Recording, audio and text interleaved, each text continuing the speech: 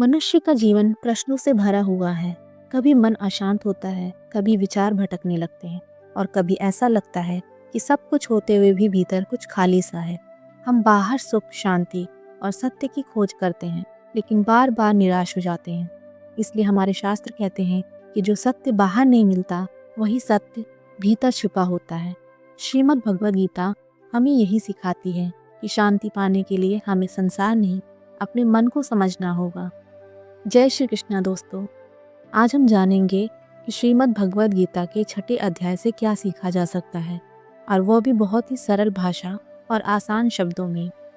किसी ने क्या खूब कहा है, सत्य जब भी मिला है भीतर ही मिला है, और जिसे भी मिलेगा अपने हृदय के भीतर ही मिलेगा।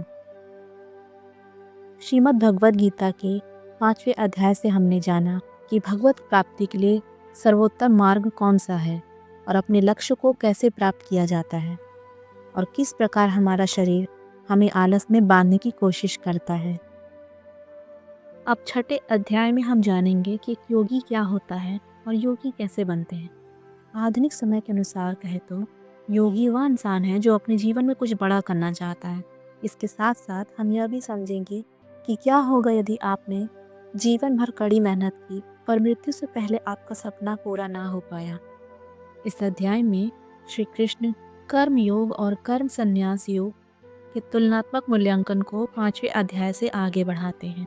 वे बताते हैं कि साधक की सही परिभाषा क्या है और साधना का सही तरीका क्या है। श्री कृष्ण कहते हैं कि जब हम समर्पण और भक्ति से कार्य करते हैं, तब हमारा मन शुद्ध हो जाता है और हमारी आध्यात्मिक अनुभूति गहरी हो जाती है। जब मन शांत होता है, तब साधना उन्नति का मुख्य साधन बन जाती है। योगी ध्यान के द्वारा मन को वश में करने का प्रयास करते हैं, क्योंकि अप्रशिक्षित मन हमारा शत्रु और प्रशिक्षित मन हमारा प्रिय मित्र होता है। श्री कृष्ण अर्जुन को सावधान करते हुए बताते हैं कि कठोर तप में लीन रहना ही सफलता का मार्ग नहीं है। सफलता के लिए आहार, कार्यकलाप, मनोरंजन और नींद में संतुलन रखना आवश्यक है। फिर वे बताते हैं कि जैसे हवा रहित स्थान में दीपक की लौ नहीं डोलती, वैसे ही साधक को अपना मन स्थिर करना चाहिए। वास्तव में मन को वश में करना कठिन है, पर अभ्यास और विरक्ति से यह संभव हो जाता है। इसलिए जब मन भटके तब उसे तुरंत वापस लाकर ईश्वर में केंद्रित करना चाहिए। जब मन शुद्ध और स्थिर हो जाता है, तब साधक समाधि की अवस्था में पहुंचता है, जहां वह असीम दिव्यानंद प्राप्त करता है। इसके बाद अर्जुन उस साधक की स्थिति पूछते हैं जो साधना तो शुरू करता है, लेकिन चंचल मन के कारण पूर्ण लक्ष्य तक नहीं पहुंच पाता। श्री कृष्ण आश्वस्त करते हैं कि भगवत प्राप्ति के लिए किया गया प्रयास व्यर्थ नहीं जाता। बुराई ऐसे साधक पर कभी हावी नहीं हो सकती। भगवान हमारे पूर्व जन्मों के आध्यात्मिक संस्कारों को सुरक्षित रखते हैं और अगले जन्मों में उन्हें पुनः जागृत करते हैं।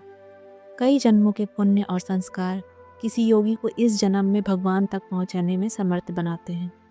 इस अध्याय का समापन इस घोषणा के साथ होता है, योगी तपस्वी, ज्ञानी और कर्मकांडी से श्रेष्ठ होता है। सभी योगियों में जो भक्त मन से ईश्वर में तल्लीन रहता है, वही सर्वश्रेष्ठ है। पहले श्लोक में श्री कृष्ण अपने सखा अर्जुन से कहते हैं कि जो व्यक्ति कर्म फल की इच्छा छोड़कर नियत कर्मों का पालन करता है, वही वास्तविक सन्यासी और योगी है, ना कि वह जो केवल अग्नि नहीं प्रज्वलित करता या शारीरिक कर्मों से दूर रहता है। कई लोग कहते हैं हमने अग्नि को त्याग दिया, हम सन्यासी हो गए, पर भगवान स्पष्ट करते हैं कि केवल ऐसा कहने से कोई सन्यासी नहीं हो जाता। सन्यासी वह है जो आसक्ति छोड़कर कर्म करता है। श्री कृष्ण कहते हैं मनुष्य को अपने द्वारा ही अपना उद्धार करना चाहिए और अपनी आत्मा को अधोगति में नहीं ले जाना चाहिए। जो व्यक्ति मन को जीत लेता है, उसके लिए संसार में और कुछ भी जीतना आवश्यक नहीं रहता, लेकिन जिसका मन अस्थिर है, उसके लिए कुछ भी पाना आसान नहीं होता। जब मन हमारा मित्र होता है तो जीवन सुगम होता है, पर जब हम मन के गुलाम बन जाते हैं, वही मन हमारा सबसे बड़ा शत्रु बन जाता है। श्री कृष्ण बताते हैं जिसने मन पर विजय पा ली, वह शीतोष्ण, सुख दुख और मान अपमान के द्वंद्व से ऊपर उठ जाता है। ऐसे योगी शांत रहते हैं और भगवान की भक्ति में अडिग होते हैं। योगी ज्ञान और विवेक से संतुष्ट होते हैं, इंद्रियों पर नियंत्रण रखते हैं और हर परिस्थिति में अविचलित रहते हैं। वे धूल, पत्थर और सोने को एक समान देखते हैं।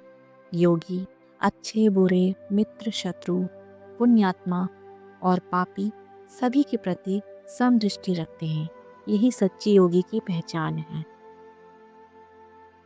जब मन ऐसा हो जाए तो भय और आशा छोड़कर मन को मित्र बनाकर ईश्वर का ध्यान करना चाहिए। अगले श्लोकों में श्री कृष्ण कहते हैं कि जो लोग अत्यधिक भोजन करते हैं या बहुत कम, बहुत अधिक सोते हैं या बहुत कम, वह योग में सफल नहीं हो सकते। सफल योगी वही है जो संतुलन में रहता है, नींद भी उतनी ही लेता है जितनी आवश्यक हो, भोजन भी उतना ही करता है जितना ज़रूरत हो। सच्चा योगी बिल्कुल उस दीपक की लौ के समान स्थिर रहता है जो वायुहीन स्थान पर रखी हो। जब मन भटके तो उसे वापस आदेश देकर केंद्रित करना चाहिए। जब योगी पूर्ण ज्ञान की अवस्था में आता है तो कोई भी बड़ा से बड़ा दुख उसे विचलित नहीं कर पाता। सच्चा योगी सभी जीवों में भगवान को और भगवान में सभी जीवों को देखता है। अर्जुन कहते हैं, हे कृष्ण, आपने जो योग बताया है वह मुझे प्राप्त करना कठिन लगता है, क्योंकि मन चंचल, अशांत, हठी और बलवान है। यह वायु से भी अधिक कठिनाई से वश में आता है। श्री कृष्ण मानते हैं कि यह सत्य है। मन को वश में करना कठिन है, पर अभ्यास और वैराग्य से यह संभव हो जाता है। अर्जुन पूछते हैं, यदि योगी साधना कर रहा हो पर अंत समय में मन डगमगा जाए तो क्या उसका सब प्रयास व्यर्थ हो जाएगा? श्री कृष्ण कहते हैं, नहीं अर्जुन, भगवत मार्ग पर चलने वाले का नाश कभी नहीं होता। असफल योगी मृत्यु के बाद पुण्य लोक में जाता है और कई वर्षों तक वहाँ सुख भोगने के बाद फिर श्रेष्ठ परिवार में जन्म लेता है। यदि उसके पूर्व जन्म के संस्कार बहुत ऊंचे हो तो वह दिव्य ज्ञान वाले परिवार में जन्म लेता है। ऐसा जन्म अत्यंत दुर्लभ है। पुनर्जन्म के बाद वह अपने पिछले जन्म के ज्ञान को सहज योग से पुनः प्राप्त कर लेता है और वहीं से आगे बढ़ता है। उसके पिछले जन्म का योग व्यर्थ नहीं जाता। इस प्रकार लगातार प्रयास करने वाला योगी एक दिन जन्म मृत्यु के चक्र से मुक्त होकर परमात्मा में लीन हो जाता है। श्री कृष्ण अर्जुन से कहते हैं, योगी तपस्वी से, ज्ञानी से, सकाम कर्मी से श्रेष्ठ होता है, इसलिए तुम्हें योगी बनना चाहिए। सभी योगियों में जो मेरे प्रति अगाध श्रद्धा से भक्ति करता है वही सर्वोच्च योगी है। दोस्तों, इस अध्याय से हमें यह सीखने को मिलता है कि जिसके मन में कुछ बड़ा करने की चाह हो उसे अर्जुन की तरह योगी बनना चाहिए। योगी वह है जो अपनी भावनाओं को संतुलित रखता है, मन को नियंत्रित करता है और लक्ष्य प्राप्ति के लिए कार्य करता है। अब प्रश्न यह उठता है, यदि कोई मनुष्य कड़ी मेहनत करता है पर जीवन में उसके सपने पूरे होने से पहले ही मृत्यु हो जाए तो क्या उसकी मेहनत व्यर्थ हो जाएगी? श्री कृष्ण इस अध्याय में एक अद्भुत रहस्य बताते हैं। यदि आपने सच्चे मन से मेहनत की है, ज्ञान अर्जित किया है, साधना की है और फिर भी किसी कारणवश लक्ष्य तक नहीं पहुंच पाए और मृत्यु हो गई तो आपके सत्कर्म व्यर्थ नहीं जाते। मृत्यु के बाद आप स्वर्ग में सुख भोगते हैं और जब आपके पुण्य का फल समाप्त होता है तब आप पृथ्वी पर श्रेष्ठ कुल में जन्म लेते हैं। आपके पिछले जन्म का ज्ञान और संस्कार जन्म लेते ही आपके भीतर जागृत हो जाते हैं और आपको अपने लक्ष्य की राह पर आगे बढ़ने का नया अवसर मिलता है।